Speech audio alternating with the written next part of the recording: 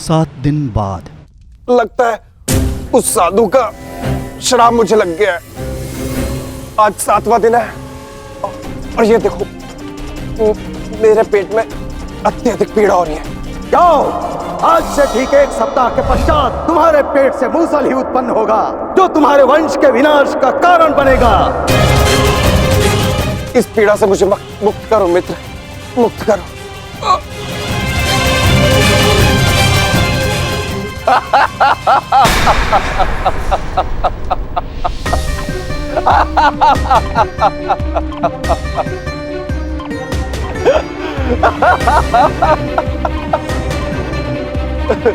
तुम कितने बड़े मूर्ख हो मित्र। कुछ नहीं हुआ है मुझे, सही हूं मैं। कहा था ना मैं, वो साधु एकदम पाखंडी है।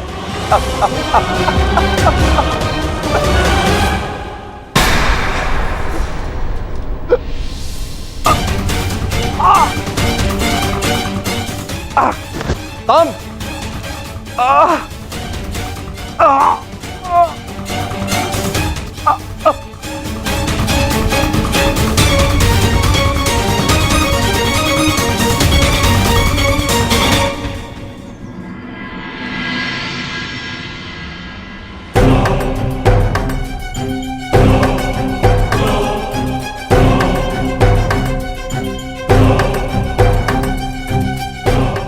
बड़ी विचित्र घटना घटी है वासुदेव।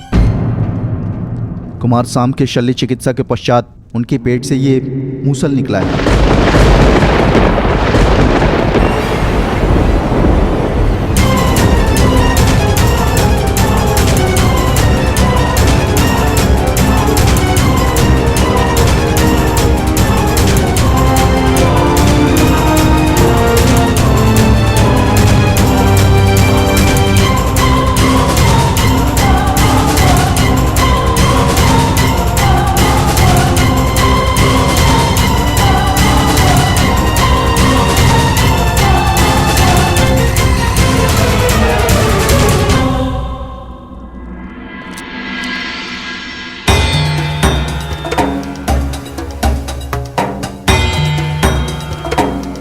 कुमार अब स्वस्थ हैं बलभद्र।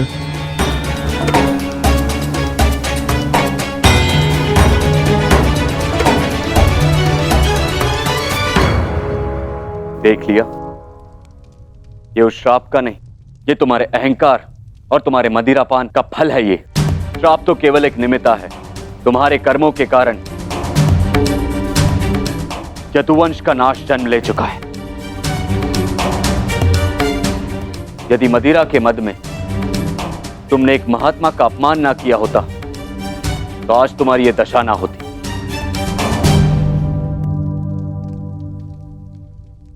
अब कुछ नहीं हो सकता था।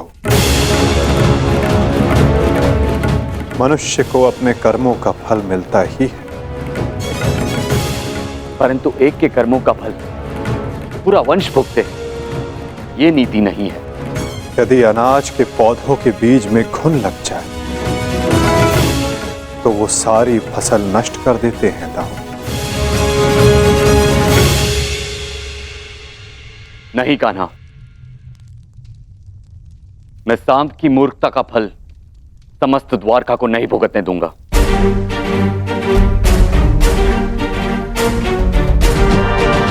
आप इस मूसल का क्या करेंगे दाऊ? श्राप था कि मदिरा पान के कारण द्वारका का नाश होगा। मैं आज ये घोषणा करता हूं कि समस्त द्वारका में किसी भी प्रकार का मद्य का उत्पादन, सेवन या बिक्री वर्जित है।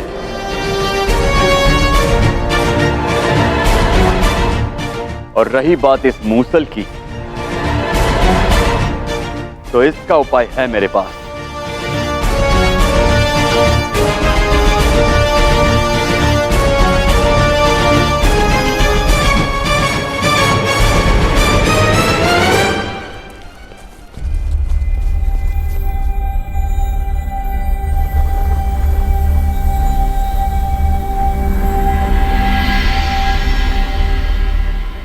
आपके आदेशानुसार मूसल की भस्म बना दी गई है बालभद्र। इसे द्वारका के समुद्र तट पे बहा दो।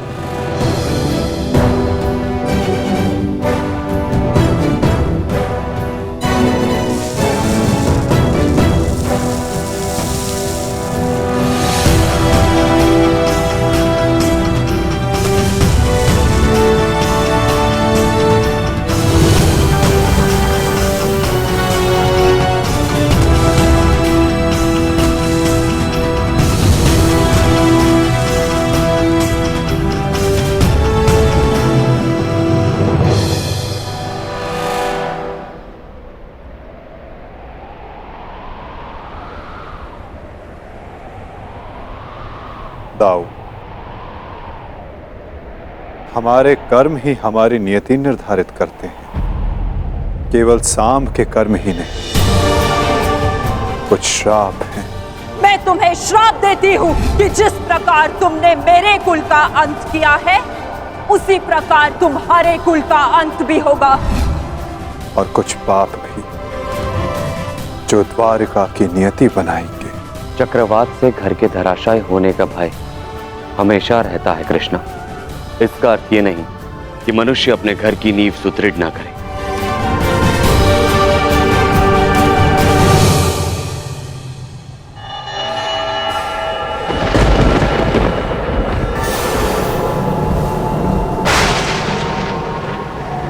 जब नींव गल जाती है दाऊ, तो भवन का धराशायी हो जाना निश्चित होता है। द्वारका का अंत समीप है।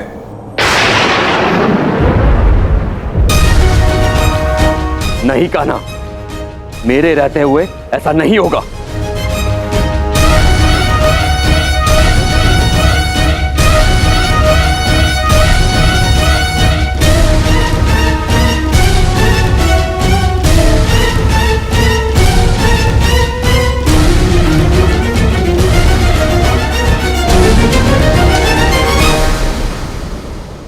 समय किसी की नहीं सुनता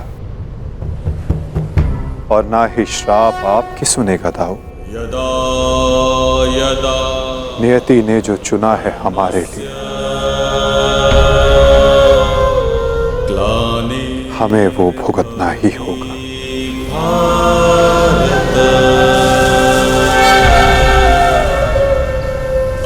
अभ्युत्थानम् अधर्मस्य तदात्मानं सृजाम्यहम्।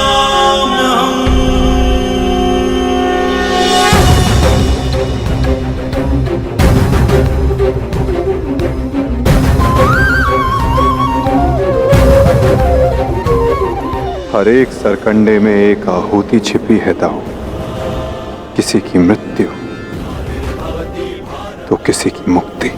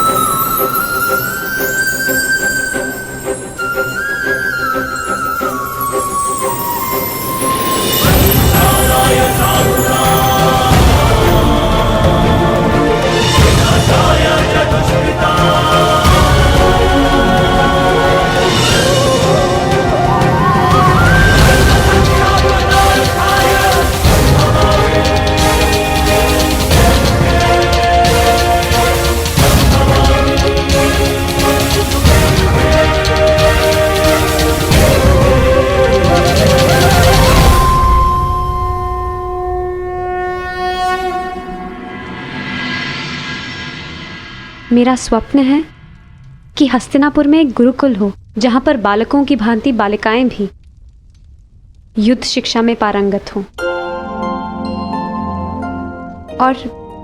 और अपनी सुरक्षा करना सीखें। अति उत्तम विचार है पुत्री।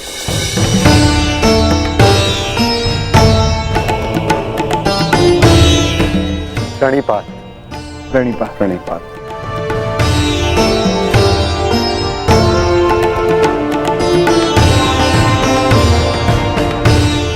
यदि प्रत्येक स्त्री अपनी सुरक्षा में समर्थ हो जाए तो कोई भी पुरुष उस पर अत्याचार नहीं कर पाएगा। यदि वो अबला से सबला बन जाए तो ना ही कोई चीरहरण होगा और ना ही कोई महाभारत होगी।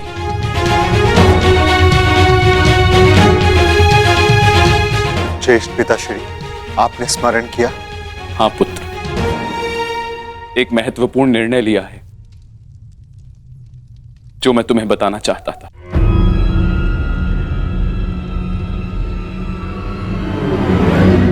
गांधारी, जीवन का हर चरण देख लिया पुत्रों, परंतु अब वानप्रस्थ करके संन्यास ग्रहण करने का समय आ गया है।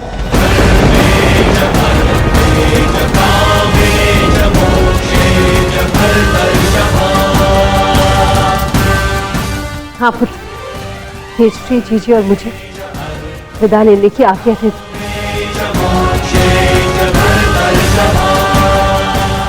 प्रस्थान? किंतु अचानक ऐसे? क्या हुआ माता? कोई समस्या हुई है या हमसे कोई भूल हुई है जिससे आपको कष्ट पहुंचा है? नहीं पुत्रों, तुमने और द्रौपदी ने अपना कर्तव्य कुशलता से पूर्ण किया है और अब हमने निर्णय लिया है कि हम तीनों वानप्रस्थ के लिए प्रस्थान करें।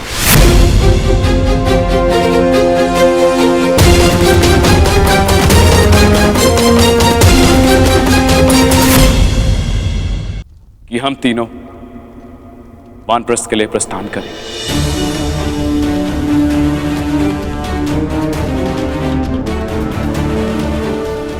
पुत्र का मोह आपको जाने भी नहीं देना चाहता और पुत्र का धर्म आपको रोक भी नहीं सकता। आप सबके तप संचय को रोकना भी पाप होगा।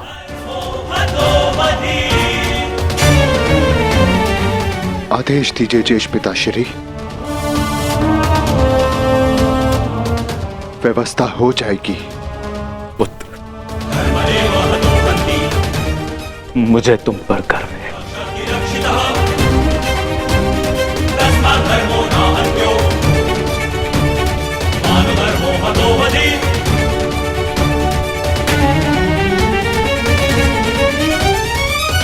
परंतु हम आपको ऐसे नहीं जाने दे सकते। आप सभी के साथ हमें भी एक उत्सव मनाने का सौभाग्य तो मिलना चाहिए ना। ठीक है, जैसा तुम सबको ठीक लगे पुत्रों।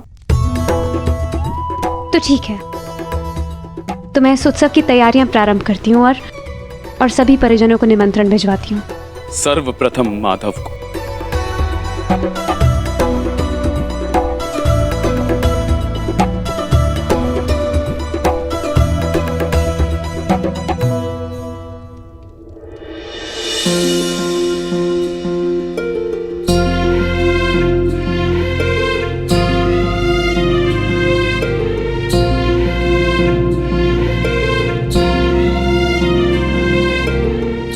सखी ने निमंत्रण दिया है, स्वीकार करना ही पड़ेगा।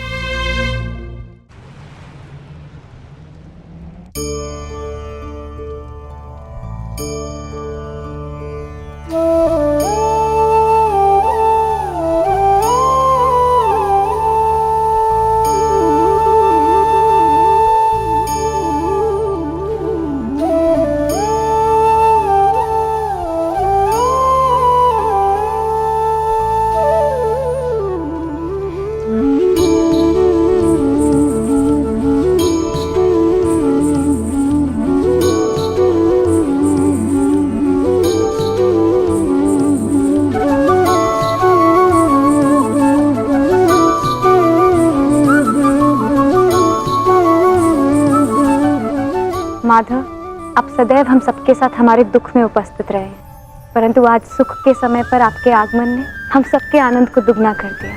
मेरी सखी मुझे निमंत्रण दे और मैं न आऊं?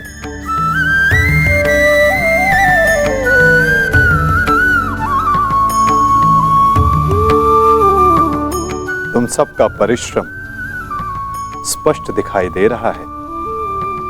जब प्रेरणा देने वाला शुभ हो तो परिश्रम का फल भी शुभ ही होता है माधव। आइए माधव, अपना स्थान ग्रहण करें।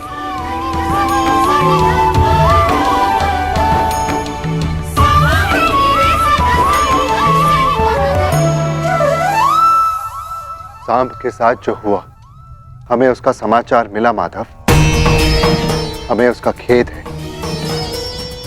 कुमार साम के शल्य चिकित्सा के पश्चात उनके पेट से ये मूसल निकला है।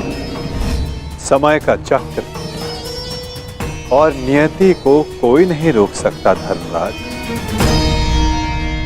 परंतु मुझे सदा खेद रहेगा।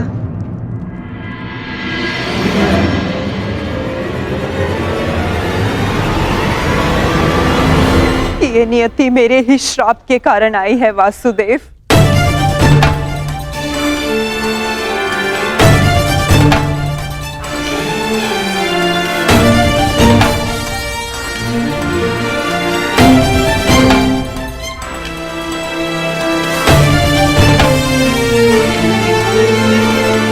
प्रणिपात राजमाता। संतोष मिला कि मेरी भूल के पश्चात भी आपका यहां आगमन हुआ वासुदेव। नहीं राजमाता, मैं आया क्योंकि मेरा यहां उपस्थित होना आवश्यक था। मुझे क्षमा कर दीजिए वासुदेव। बीते समय पर शोक मनाने से कोई लाभ नहीं। आनंदमय तो ये है कि हम सभी आने वाले नए भविष्य का स्वागत करें। कैसा भविष्य माधव? बधाई हो सम्राट, महारानी वृषाली ने पुत्र को जन्म दिया है।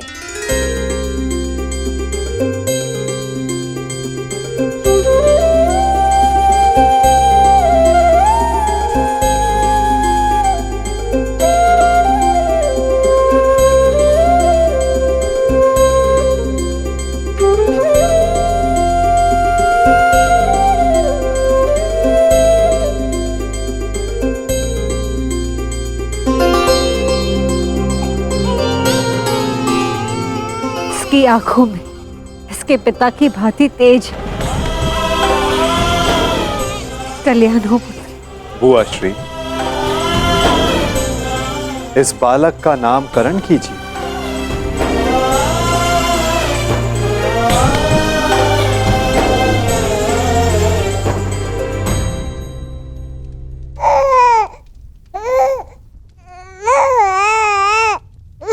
नहीं माधव, ये कार्य आपका है।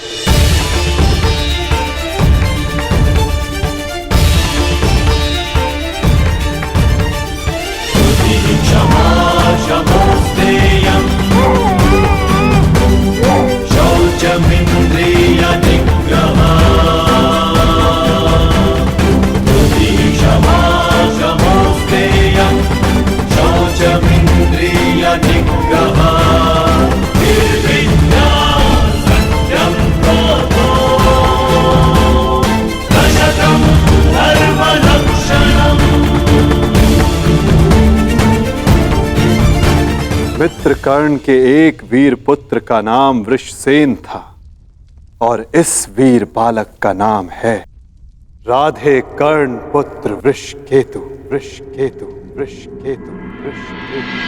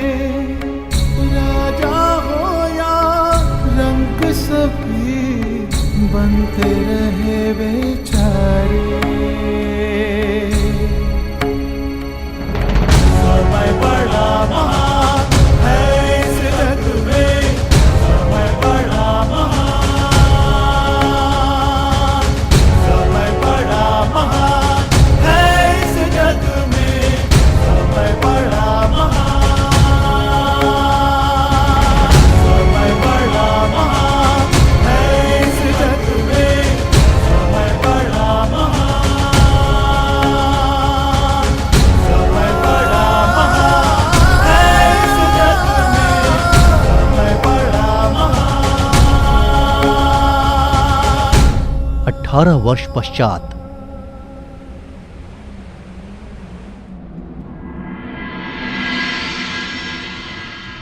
तो कुरुकुल की अगली पीढ़ी अपना प्रशिक्षण पूर्ण कर चुकी है धर्मराज।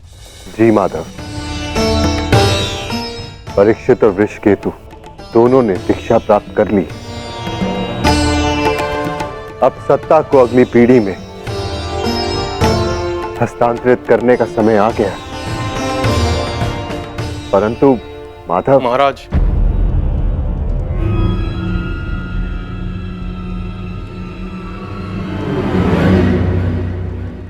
कहो। एक दुखद समाचार है महाराज।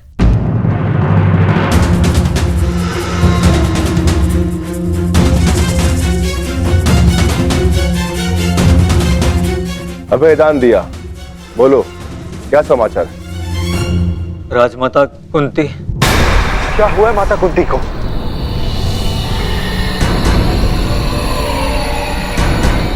वो कुशल तो है ना? जिस वन में राजमाता कुंती, महाराज धृतराष्ट्र और महारानी गांधारी निवास कर रहे थे, वहां भयंकर अग्निकांड हुआ है।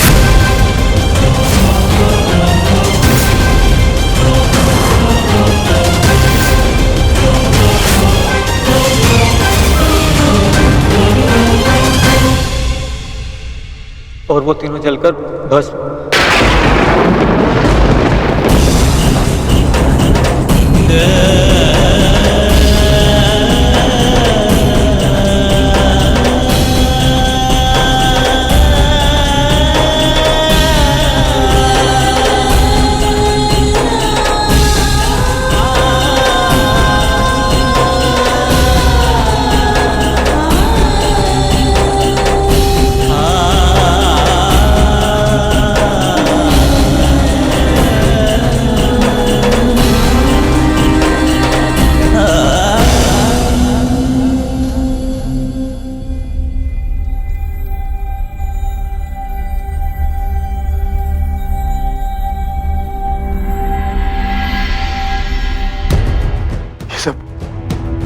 ये सब क्या हो गया माधव? अचानक इस बात क्या हो गया?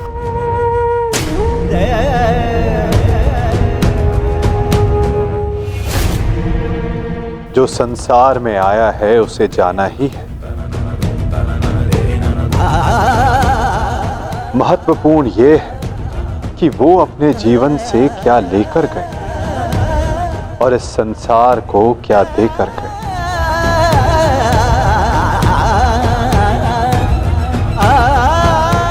एक वृक्ष की जब पत्तियां झड़ती हैं तो वो वृक्ष पत्तियों के झड़ने का शोक नहीं मनाता, अपितु नई पत्तियों का स्वागत करता है, नवजीवन को आगे बढ़ाता है।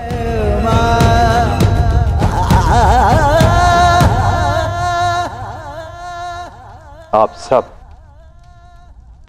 स्वयं को संभालिए।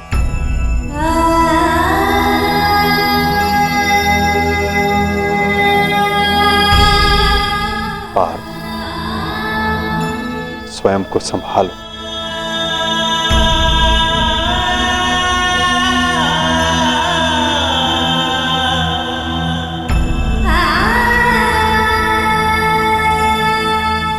धर्मराज, आपने अपना हर कर्तव्य, हर उत्तरदायित्व कुशलता पूर्वक पूर्ण किया है और परिवर्तन का जो वचन आपने दिया था उसे भी पूर्ण किया।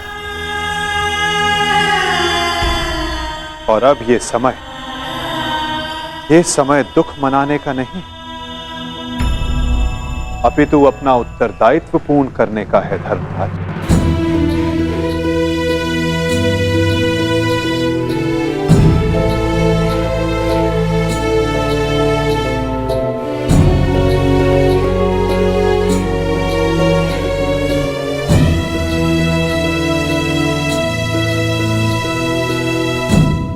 नई पीढ़ी का स्वागत करने के लिए सज्ज हो जाओ।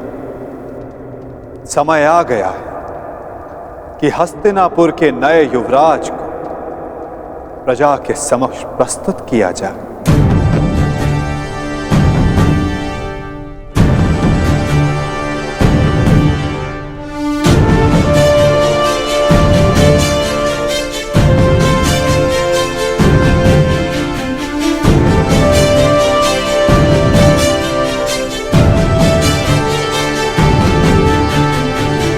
समय आ गया है कि हस्तिनापुर की ये सभा कुरुवंश की आने वाली नई पीढ़ी का स्वागत करे।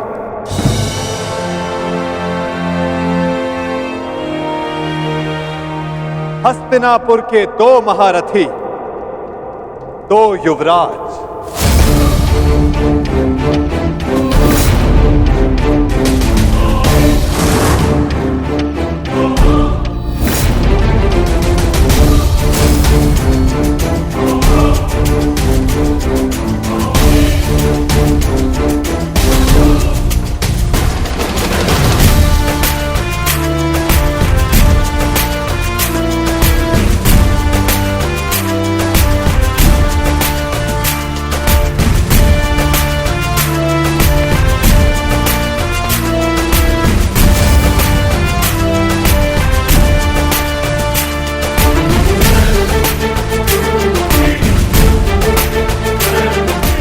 जिन्हें पांडवों ने स्वयं अपनी युद्ध कला के ज्ञान से प्रशिक्षित किया है,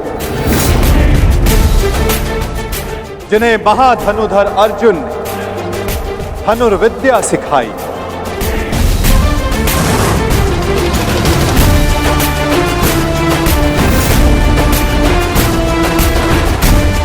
जिन्हें महाबली भीम ने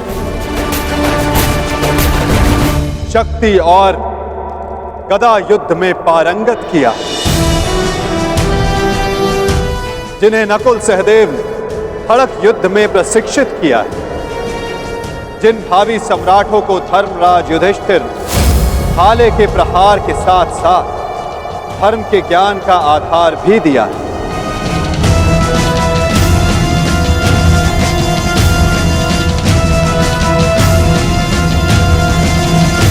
अब भारत के नए शासक तैयार हो चुके हैं। धर्म स्थापना के लिए नई पीढ़ी सज्ज हो चुकी है।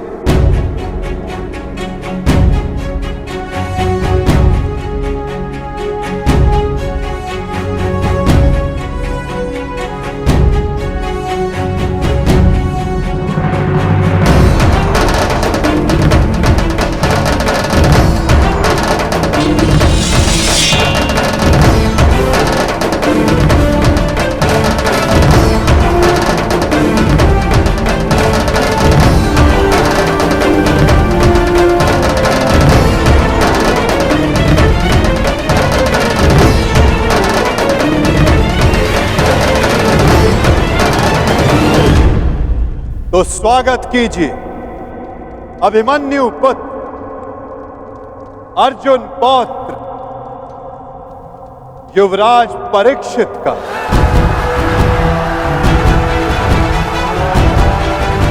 युवराज परीक्षित की, युवराज परीक्षित की, युवराज परीक्षित की, युवराज परीक्षित की, युवराज परीक्षित की,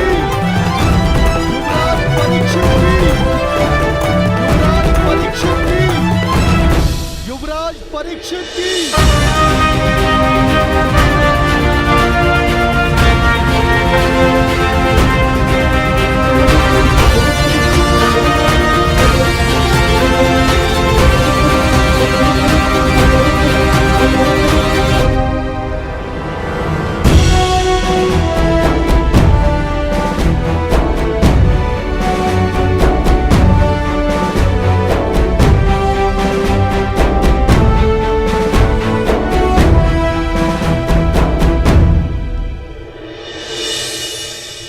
और अब स्वागत कीजिए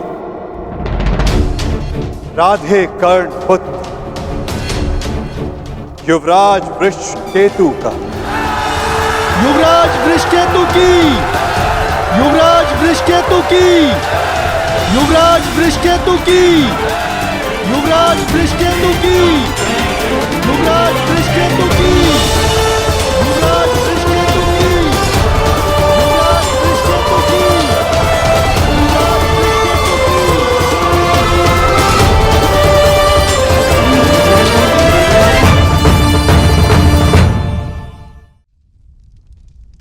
और अब स्वागत कीजिए राधे कर्ण पुत्र युवराज वृषकेतु का। युवराज वृषकेतु की, युवराज वृषकेतु की, युवराज वृषकेतु की, युवराज वृषकेतु की, युवराज वृषकेतु की, युवराज वृषकेतु की।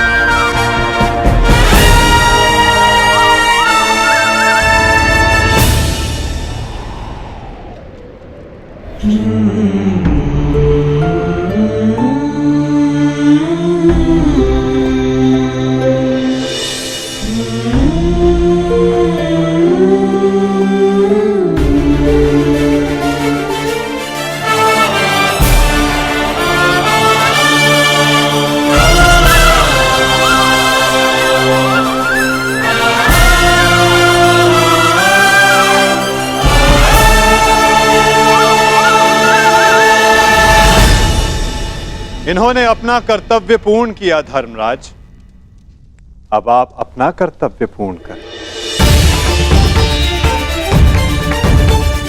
एक सम्राट का कर्तव्य होता है कि वो अपने उत्तराधिकारी को निष्पक्ष होकर चुने। केवल बल ही नहीं, बुद्धि प्रवीण हो, न्याय उचित, धर्म उचित हो। और मेरा धर्म ये कहता है, न्याय और धर्म अनुसार हस्तिनापुर नरेश मेरे ज्येष्ठ भ्राता कर्ण के पुत्र वृषकेतु हो। युवराज वृषकेतु की, युवराज वृषकेतु की, युवराज वृषकेतु की, युवराज वृषकेतु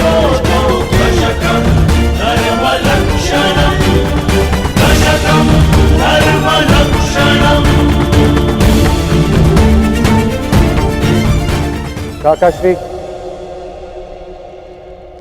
मेरे लिए ये मान्य नहीं।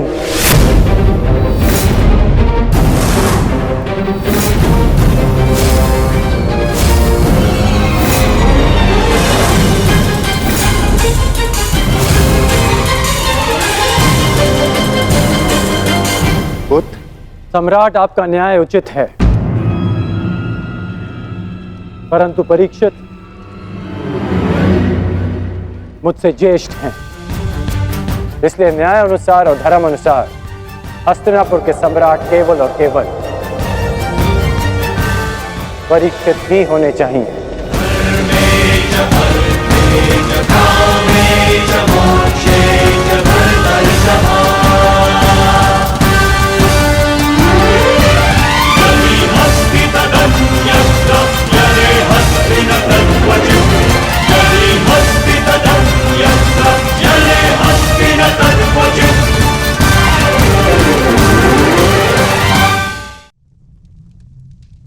परंतु पुत्र, अद्भुत वृषकेतु, ये त्याग केवल कर्ण पुत्र ही कर सकता है।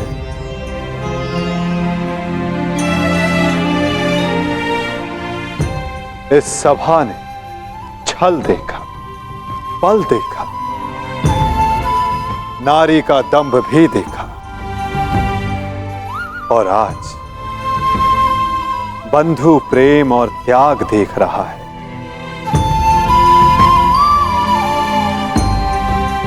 सच में परिवर्तन का जो स्वप्न अंगराज कर्ण ने वर्षों पूर्व देखा था, वो परिवर्तन आज दिख रहा है।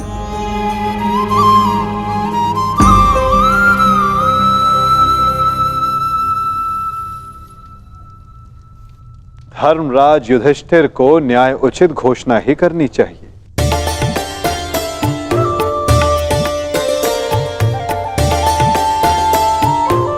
जैसी आपकी आज्ञा माधव।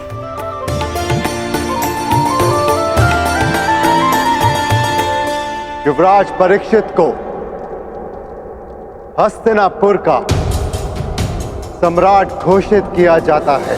युवराज परीक्षित की, युवराज परीक्षित की, युवराज परीक्षित की, युवराज परीक्षित की, युवराज परीक्षित की, परंतु ये अपूर्ण न्याय होगा। न्याय उचित यही होगा कि अंग पर ज्येष्ठ कर्ण के पश्चात अधिकार वृषकेतु का है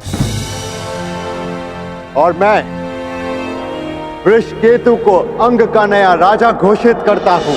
महाराज वृषकेतु की, महाराज वृषकेतु की, महाराज वृषकेतु की।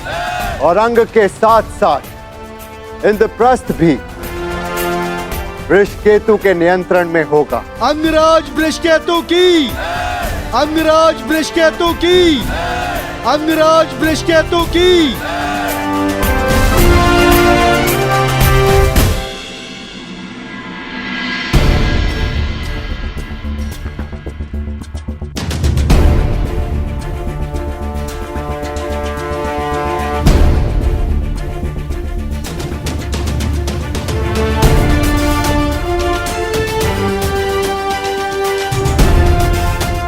सच हो? मैं तो आरंभ से ही सज हूं।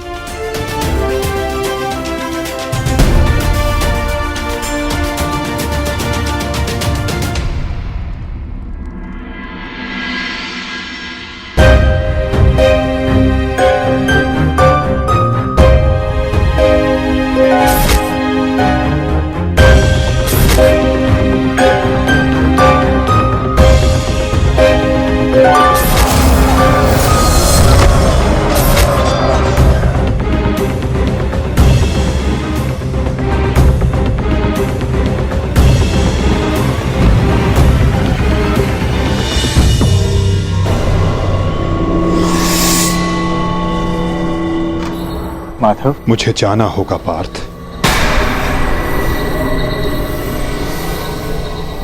परंतु माधव। नहीं पार्थ, नियति मुझे पुकार रही है।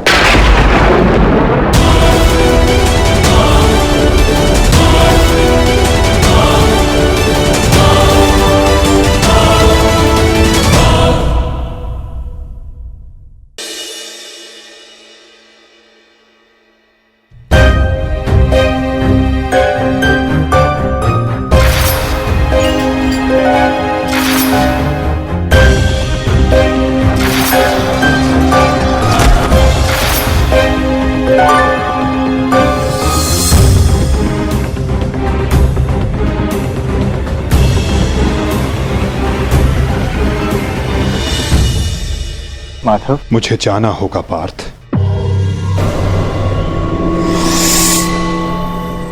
परंतु माधव। नहीं पार्थ, नियति मुझे पुकार रही है।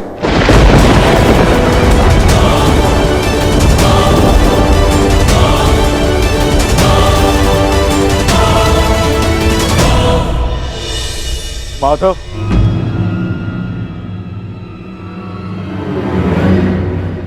आपने बताया नहीं कि अचानक ऐसा क्या हुआ जो आप जा रहे हैं। प्रथम बार आपके मुख पर यह पीड़ा देख रहा। यही तो जीवन है पार्थ। आनंद के साथ पीड़ा, अंधकार के साथ प्रकाश, उत्थान के साथ पतन और निर्माण के साथ विनाश कहीं ना कहीं जुड़ते ही हैं पार्थ। आज हस्तिनापुर में नया आरंभ हुआ है, परंतु मुझे जाना होगा पार्थ, ताकि मैं एक अंत को, एक विनाश को रोकने का प्रयास कर सकूं। तो फिर मुझे भी अपने साथ ले चलिए माधव। महाभारत में आपने मेरा मार्गदर्शन किया था और अब आपके मार्ग पर चलना मेरा अधिकार है।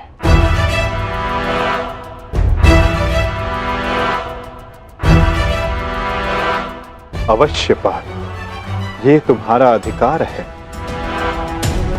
किंतु ये यात्रा केवल मेरी है पार्थ। ये कर्तव्य केवल मेरा है और मुझे इस यात्रा को अकेले ही पूर्ण करना होगा।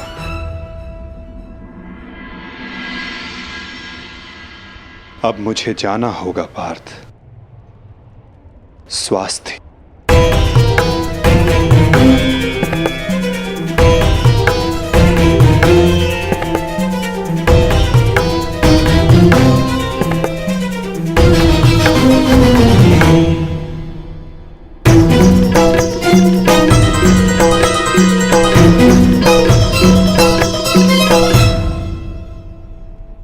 ये क्या कह रहे हो अर्जुन? हाँ ज्येष्ठ, पहली बार मुझे माधव की कोई बात समझ में नहीं आई, परंतु इतना निश्चित है कि कुछ भयावह घटित होने का संकेत दिया उन्होंने मुझे।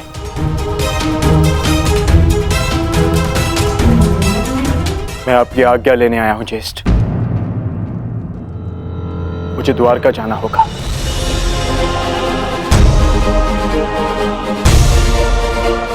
यदि हम माधव के कुछ काम आ सकते हैं तो इससे अधिक सौभाग्य की बात हमारे लिए और क्या होगी। शीघ्र द्वारका पहुंचो।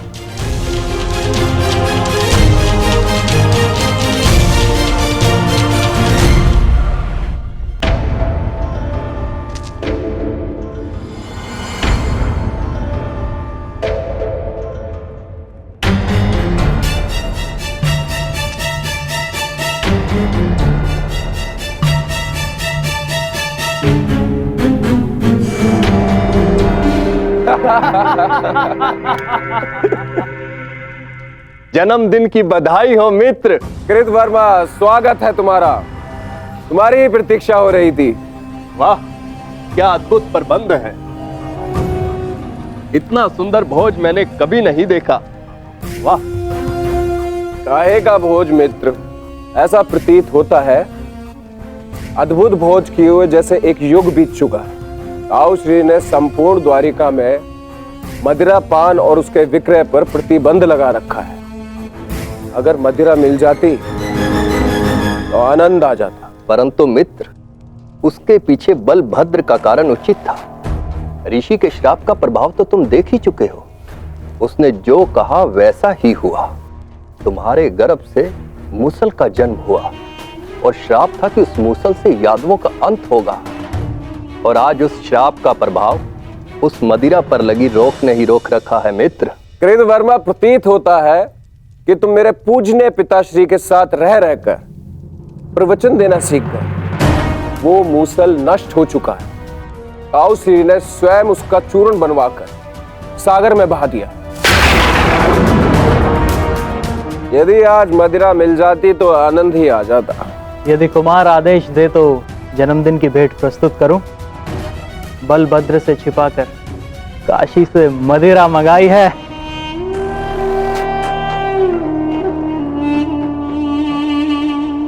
देखा कृतवर्मा, इसको कहते हैं जन्मदिन का उपहार।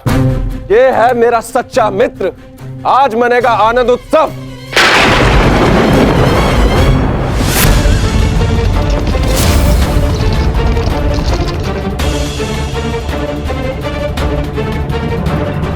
ये मेरे जन्मदिन पर मेरे मित्रों के नाम।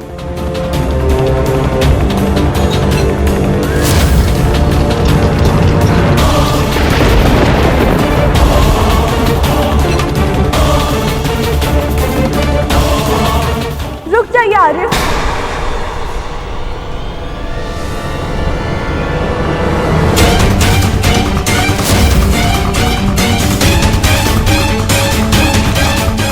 जब काल सामने खड़ा तो उसे जाने को नमस्कार किया जाता, उसका आलिंगन नहीं किया जाता। ये मदिरा काल है आर्य, इसे ग्रहण ना करें। कृतवर्मा, एक बात तो माननी ही पड़ेगी। मेरे पिता श्री वासुदेव महान है। जो उनकी संगति में आता है वो भाषण देना तो सीख ही जाता है। लक्ष्मणा, यहाँ पर स्त्रियों का आना वर्जित है। ये केवल पुरुषों के लिए। राजमहल वापस लौट जाओ।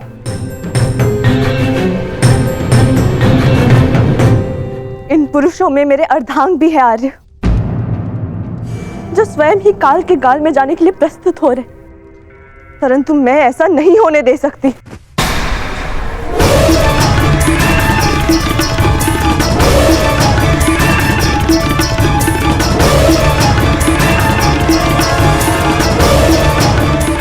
लक्ष्मणा,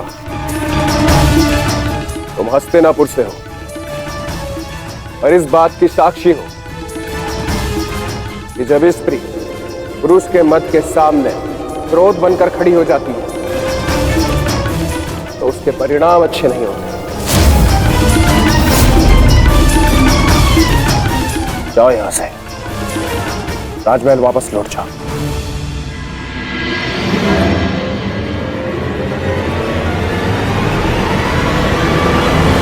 मैंने कहा राजमहल वापस जाओ।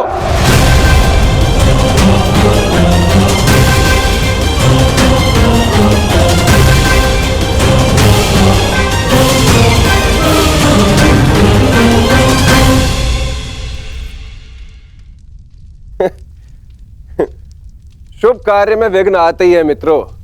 इससे पूर्व कोई दूसरा विघ्न आए, इस दुर्लभ मदिरा को ग्रहण करो।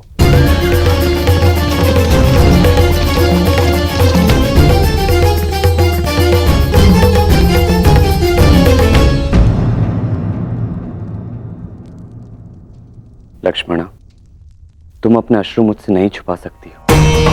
क्या हुआ पुत्री? क्या सामने तुमसे कुछ कहा?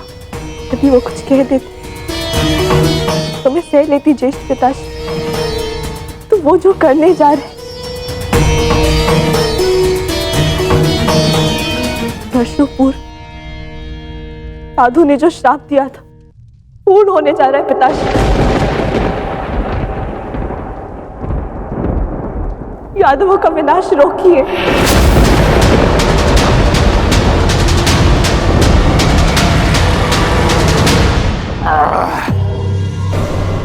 अद्भुत! आज मदिरा मिली पीने को, वो भी मन भर के। वाह!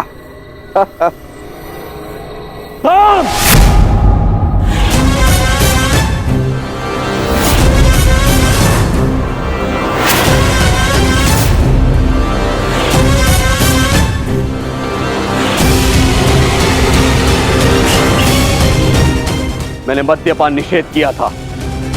द्वारका के अंदर मदिरा लाने का साहस कैसे किया तुमने साम? तुम युवराज हो, द्वारका के अगले राजा।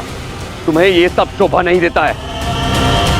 और तुम सब साम के मित्र हो ना, तुम्हारा कर्तव्य है यदि युवराज के पद अनुचित मार्ग पर जाए तो उन्हें अनुचित मार्ग पर जाने से रोके, उचित मार्ग दिखाए।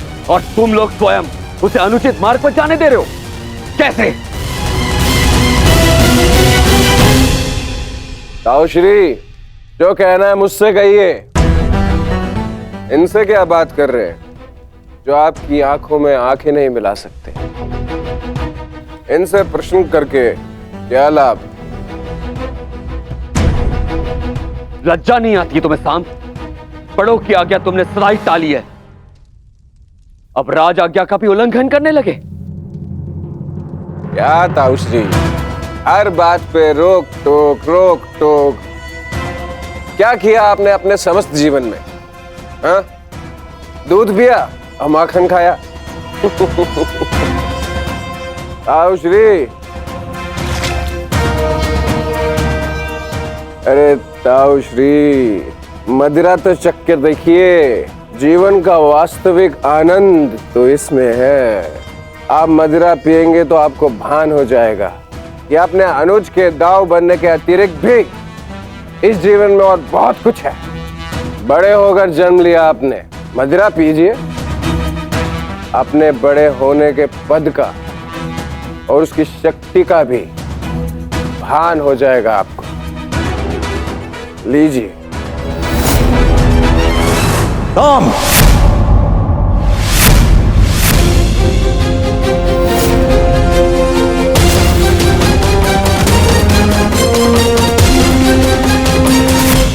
दाऊ का अपमान करने का दुस्साहस मत करना।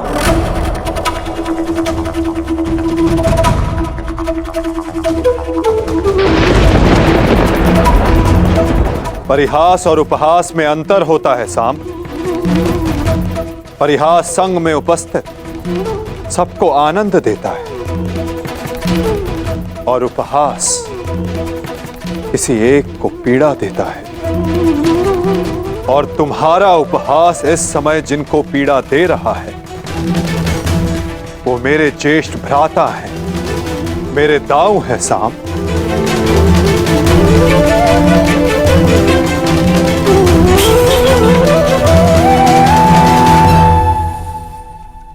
और मैं कौन हूं? हाँ? कौन हूं मैं? पुत्र या कुपुत्र? आपको तो सदैव अभिमन्यु जैसा पुत्र चाहिए था। कभी उसे मामा बनकर सिखाया, तो कभी मित्र और सखा बनकर पांडवों को संभाला। परंतु ये भूल गए कि आपका भी एक पुत्र है। स्मरण है आपको? स्मरण है? नहीं, आपको स्मरण है। आपको स्मरण है कि आज आपके पुत्र का जन्मदिन है, परंतु ये भूल गए कि आज के दिन अपने पुत्र से प्रेम से मिलने आना चाहिए, ना कि इस प्रकार कटु मुख बनाकर।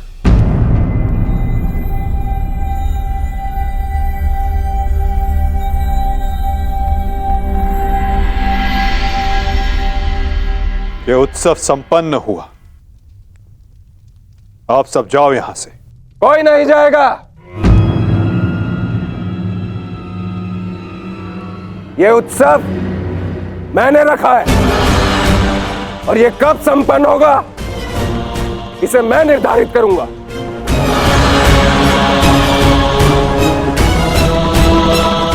तुम इस समय मदिरा के मद में हो साम। ये समय वार्तालाप करने के लिए उचित नहीं है। जाओ, जाकर विश्राम करो। कहीं ऐसा ना हो कि संपन्न होने के स्थान पर इसका समापन हो जाए।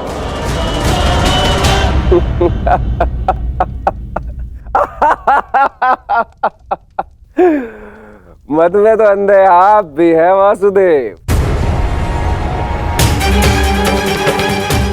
महाभारत की विजय का मद अभी आपके सर से उतरा नहीं है वासुदेव।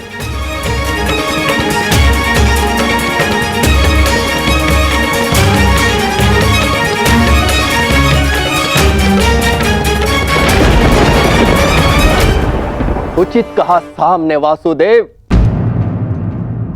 ना आप महाभारत की विजय से विमुख हो पा रहे हैं, और ना पांडवों के प्रति प्रेम से।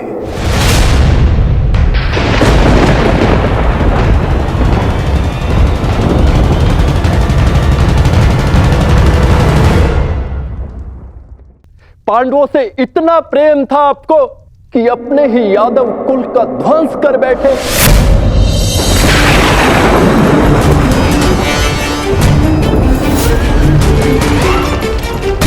अपने ही कुल की यादव सेना का, नारायणी सेना का उन पांडवों के हाथों विध्वंस करवाते रहे, और उस अर्जुन को गीता का ज्ञान दिया, और भोले भाले यादवों के रक्त से कुरुक्षेत्र को नहलाते रहे, और बताते रहे उस अर्जुन को कहां कौन सा अस्त्र चलाना है। क्यों वासुदेव? क्यों? अपने सखा के लिए, अर्जुन के लिए। क्यों? क्यों इतना प्रिय है वो आपको? क्यों? कभी कभी मुझे लगता है कि ये सखा और ये सखी, ये सब नाटक है।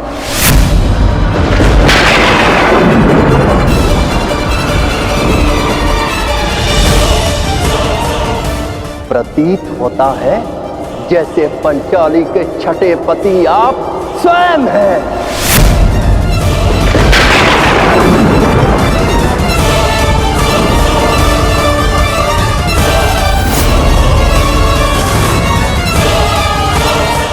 कृतवर्मा!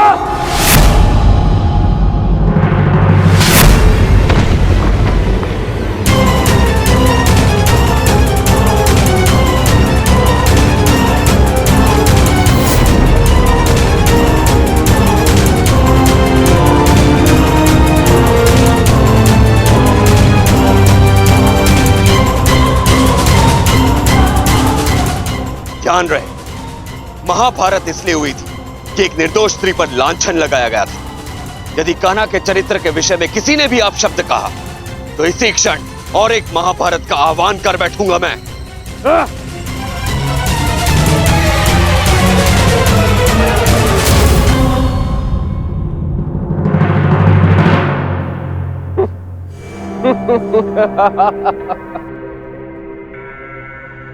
वाह, प्रेम हो तो ऐसा, भाई हो तो ऐसे। एक को कुछ कहो तो दूसरे का हाथ उठता है, परंतु ताऊश्री आप भूल रहे हैं, श्वेत वर्मा मेरे लिए भाई समान।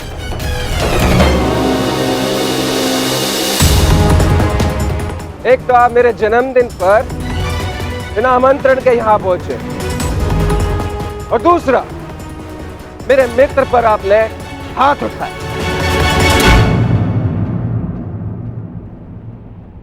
इस दुस्साहस का दंड आपको अवश्य मिलेगा। सावधान साम।